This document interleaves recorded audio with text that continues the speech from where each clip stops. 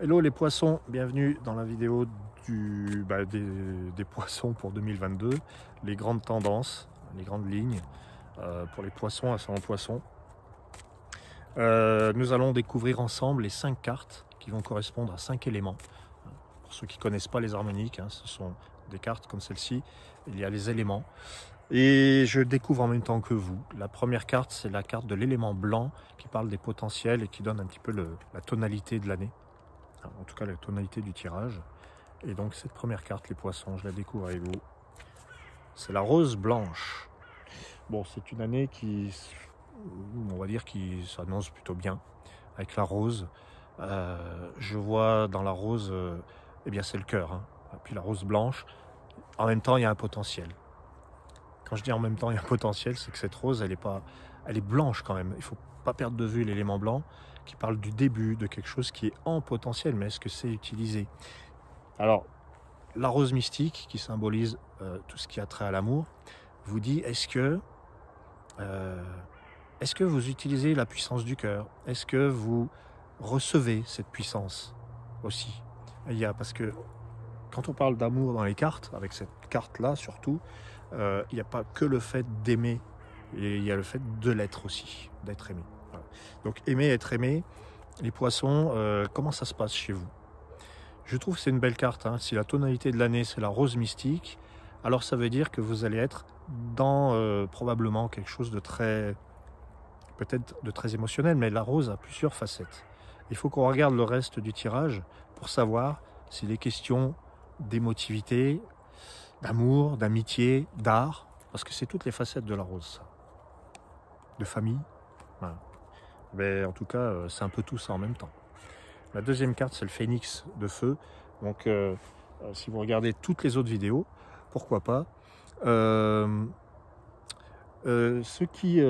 dire, le phénix de feu, il est là pour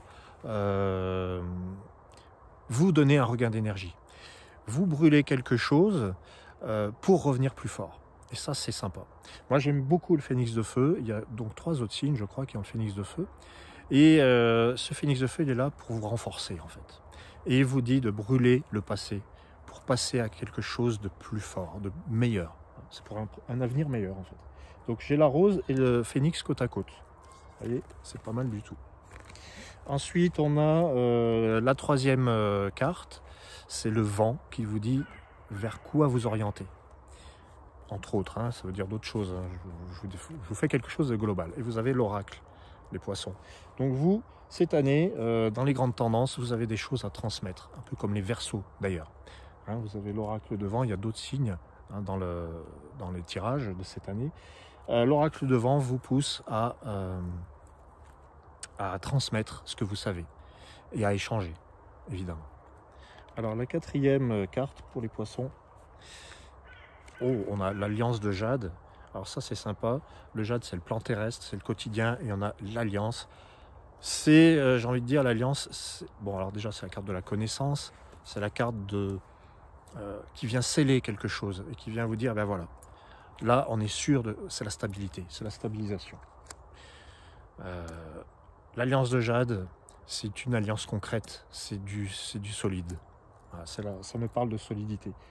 Positivement, c'est ça.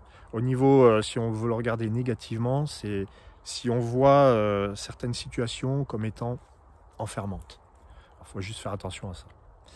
Et la cinquième carte, les poissons, c'est l'ambre, donc qui est très importante parce que vous avez la rose en première carte et on a la roue d'ambre. L'ambre, c'est le cœur, encore une fois, c'est l'émotion. Ça va correspondre à la rose, c'est le cinquième élément. Et vous avez la roue dans la cinquième position, la roue d'ambre. Plusieurs choses à savoir. Le cœur, c'est ce qui vous permet une transformation, c'est ce qui vous donne de la force, c'est ce qui vous fait déplacer des montagnes. Transformation de l'intérieur, à mon avis, accélération, fluidité. Voilà, ce sont les mots qui me viennent quand je vois la roue d'ambre. Les poissons, vous avez une belle année qui s'annonce. Vous avez la rose qui donne la tonalité. Donc vous faites ce que vous aimez. C'est important. Un poisson qui ne fait pas ce qu'il aime est un poisson malheureux. Il faut qu'il fasse ce qu'il aime. C'est normal. C'est un signe un peu artistique. Enfin un peu. Normalement, c'est un signe très artistique.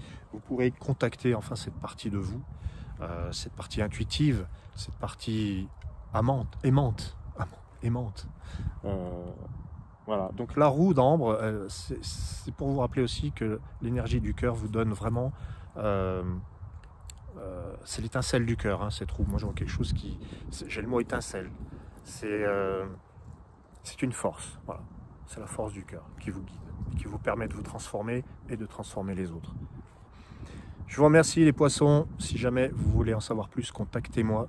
Je vous souhaite une magnifique année 2022. À très bientôt. Ciao, ciao.